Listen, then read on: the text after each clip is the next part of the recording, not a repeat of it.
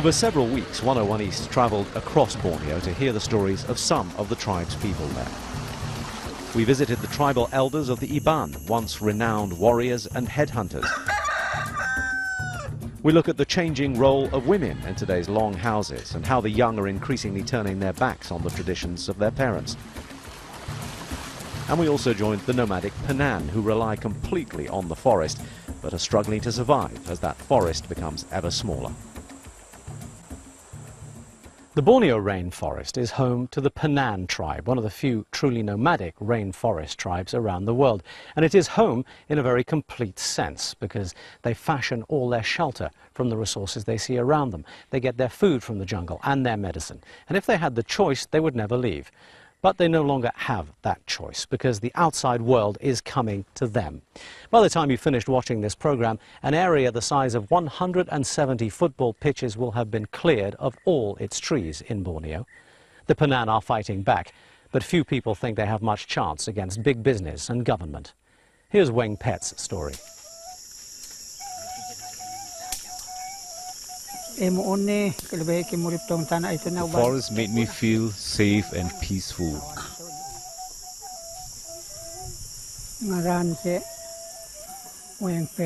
My name is Weng Pet. I am 57 years old. I am a Penan.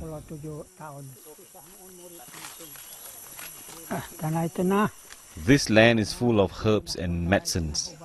I don't want people to destroy this land like is happening now. I don't like to live in a land without trees and plants. I live in this world because of those medicines and herbs I get from the forest. I don't feel tired when I use these medicines. I feel better when I'm taking these herbs. I don't feel lethargic. Because of the loggers, these medicines are getting scarcer. Nowadays we can't find the medicines. It's too difficult to find them. It was much easier to survive and get food before the loggers destroyed the forest.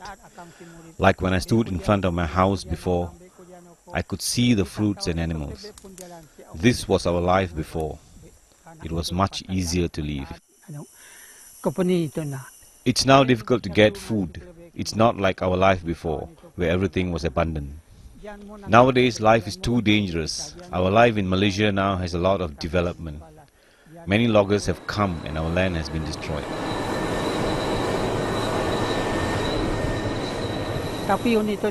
When the companies come to our place, they destroy our land and our farms where we grow our rice and vegetables. They destroyed our houses. The companies fight with us, the tribes, to steal the land. This is always happening nowadays. These companies get help from the police to get our land. They fight with us. Our life now is very difficult. It's a life and death situation. It's so hard to live and survive like this. All the Penan people in areas like Sungai Aka, Sungai Baram and Sungai Tuto have been facing the same situation.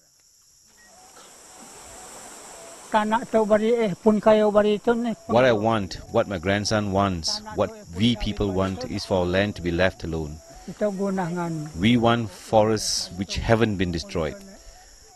But now I cannot adapt to this new life. I don't want to live in this modern life. I cannot adapt.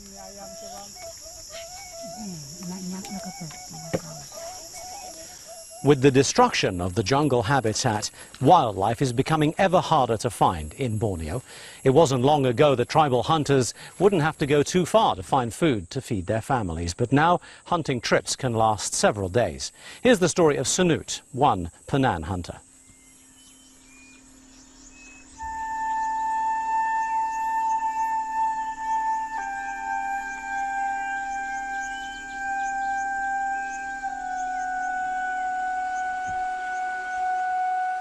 When the forest was still intact, we could hunt for a few hours and catch many animals. Now, you can spend 3 or 4 days searching and not even find a monkey.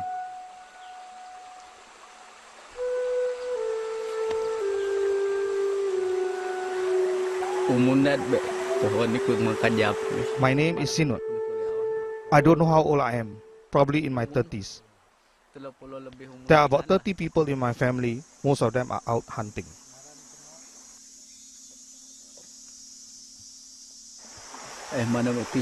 We are nomadic for the sake of food.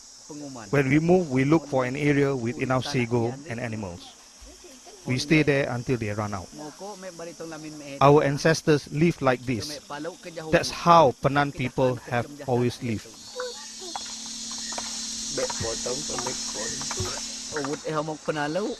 There are different species of sago plant to get different types of flour. We are very selective and make sure it is old enough before we harvest it. My community has many people, so the sago is consumed quite quickly. The longest we can stay in one area is 3 weeks. Look at us. Can you see much food? We are hungry. We are suffering. We are running out of sago. We are not like monkeys, where the biggest one takes more food and leaves less for the smaller ones. Everyone shares what we have equally. In the past, we used a type of leaf to make the roof. So when we move, we can just take what we need with us and come back after a few months. Now we can hardly find that type of leaf anymore. The logging company bulldozed those trees. So we use canvas now. When we go, the roof goes, and we have to take with us everything.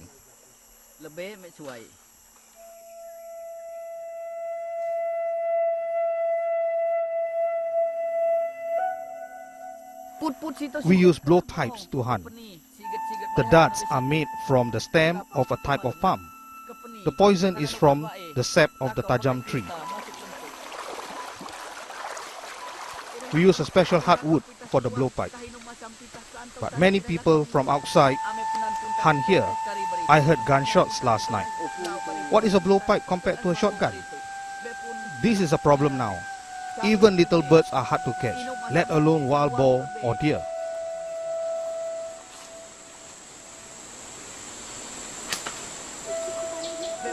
Using a blowpipe comes naturally to the children. They follow on the hunt, watch and learn. We usually feed them till they are 10 to 12 years old and they can hunt for themselves after that.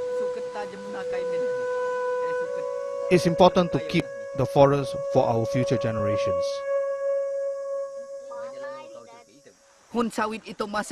If the situation remains like this, we cannot survive. We hear another company is coming. If that happens, might as well kill us. Where can our children find food with blowpipes? Not only has food supply gone down after the logging began, we are getting sick more often because of water pollution. I have rashes and it's very itchy at night. From here it takes an hour and a half by car to get to the clinic. When the logging company came, the people promised to build roads so that we can get to the clinic easily. They didn't. Everything is finished. Our food is finished. We don't have means of transport to go to the clinic. My brother waited for 3 days by the path to hitch a car ride to take his wife to the doctor. He had no luck.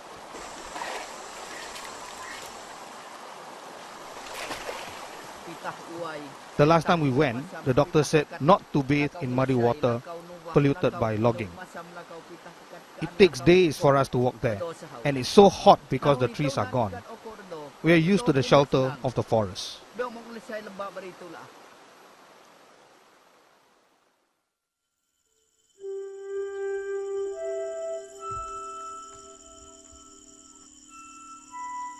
I don't know what the future will hold.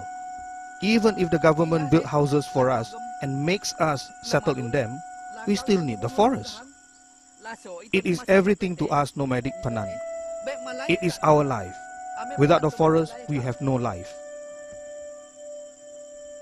Welcome back to 101 East. This is a traditional longhouse of the Iban tribe, one of the largest tribes on Borneo. About 200 people live under this one long roof. But like the timber that's used to build it, structures like this are disappearing fast, and the people that live in it are heading to the towns and the cities. Those left behind are usually the older generation, sole custodians of the old traditions and the way of life.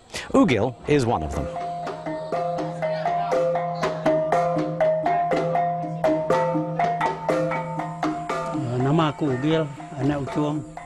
My name is Ugil Anak Uchuang. I am 81 years old. I've lived in longhouses all my life, and in this one since 1949. There are more than 50 adults in this longhouse. They are all members of my wife's extended family. My two sons left the longhouse to work in Miri and Kuching after they finished school. I have 8 grandchildren. All of them are working or studying in the cities.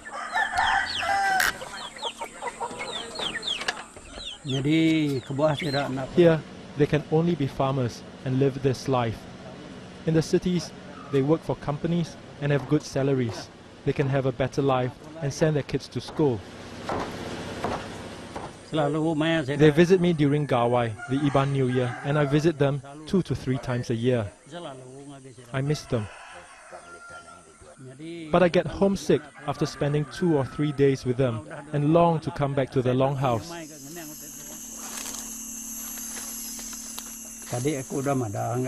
In the city, I feel like I'm staying in someone else's home.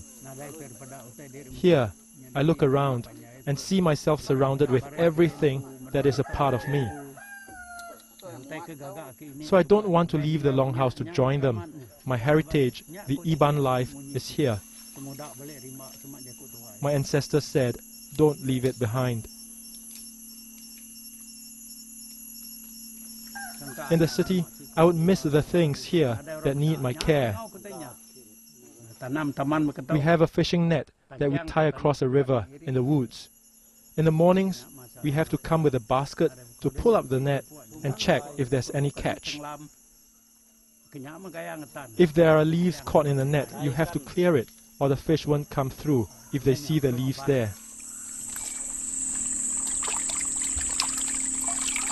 This is a bubu, or a fish trap. After you choose a location along the river for it, you use various parts of a tree to block the river in such a way that will lead fish into the trap. You have to use 2 sticks to hold the bubu down so that it doesn't float away.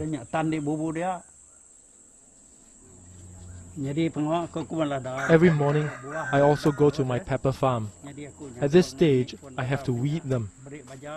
I also have to fertilize them so the flowers will bloom. I think the longhouse way of life will come to an end because the young ones leave, get jobs in towns, and nobody comes back. At this rate, longhouse life will disappear. It's like our tattoos. In the old days, they beautified the bodies of male Ibans. You're a real man if you have them. If a man had no tattoos, others would make fun of him. It's like having a woman's body. To sustain longhouses, the government needs to provide clean water, electricity, and so on. But all we've had from them so far are empty promises.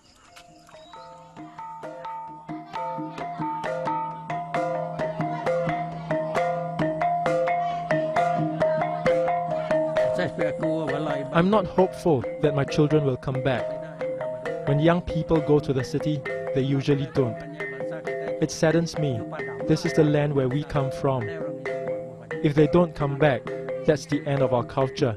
The Iban way of living will die.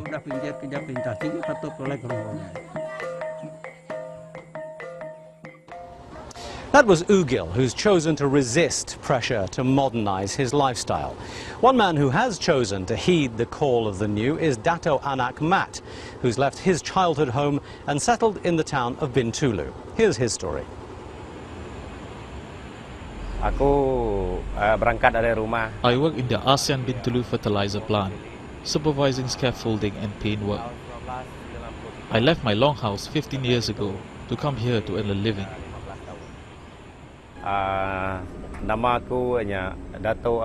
My name is Dato Anak Mat. I'm 42 years old. I wanted to earn enough money to support my family so that my children can get better education. Where we came from, you could earn some money by tapping rubber trees, but it's not a lot. And when it rains, you're nothing. I wasn't satisfied staying in the woods.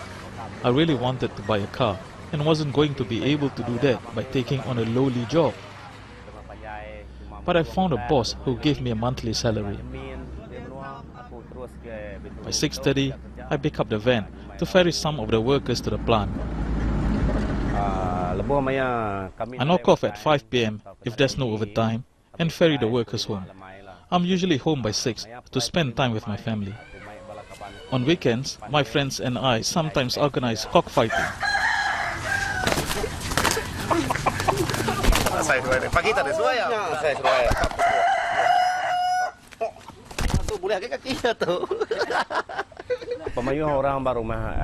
In this place where I live, there are about 600 Iban families like mine.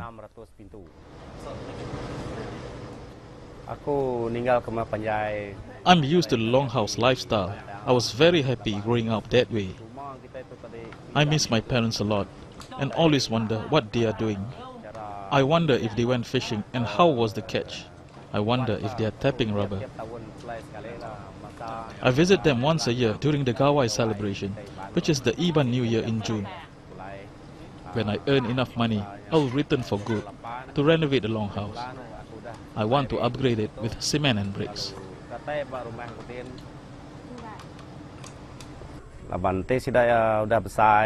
For now, I see myself as a transition for my children to be here.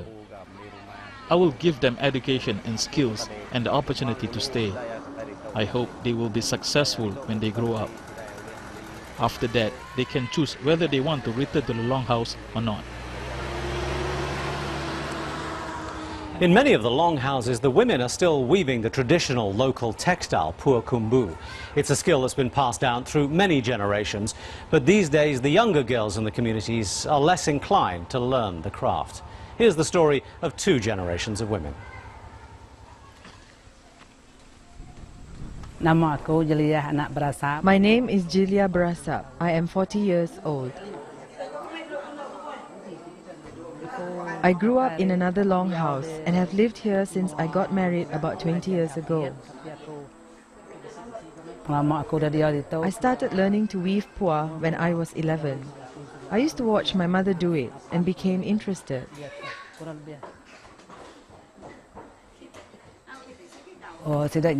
These ladies are waxing the string that we will tie onto the thread. Without the wax, the dye will bleed through the string when you tie it to the thread. The design is created when you tie the strings to the thread to form a pattern. The coloring part comes when you dye it later. Here she is finishing the weave.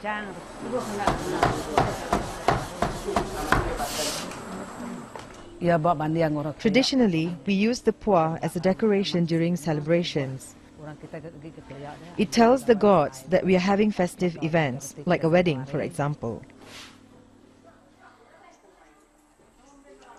Also, when people die, it is placed in the coffin with them for them to take to the next world.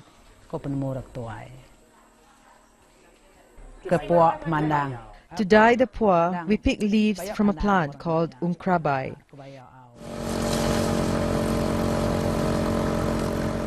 It is about 10 minutes away on a motorcycle.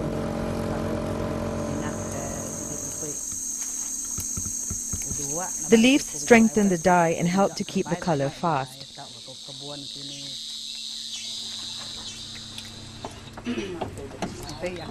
Once I bring it home, I boil it and complete the dyeing process if the weather is nice and sunny.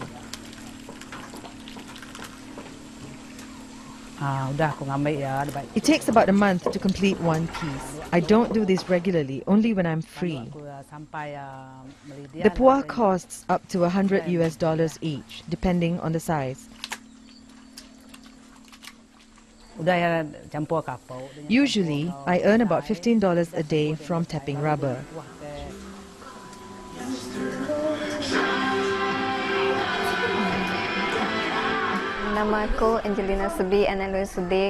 My name is Angelina Sebi. I am 17 years old and go to secondary school in Cebu.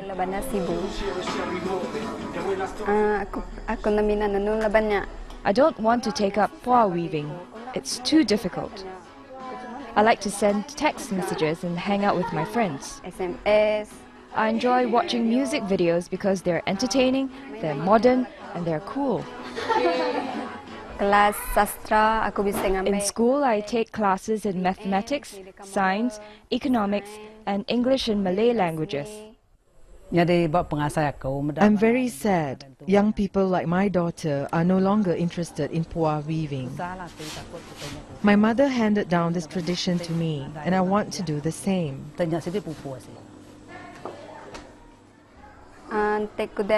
I want to take up computer studies. I really like computers. One day, I want to own one. And after I leave school, I hope to become a teacher. My daughter is 19. She went to Kuala Lumpur a year and a half ago to train as a nurse. She can't understand why I bother with weaving. I won't want to live here after I graduate. I'll take my family out of the longhouse and move into a nice house in the city. I like how the city is so busy.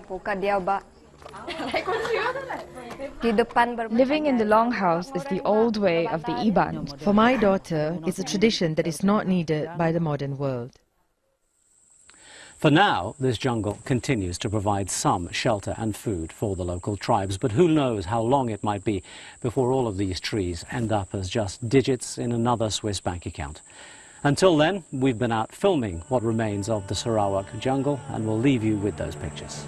Bye-bye.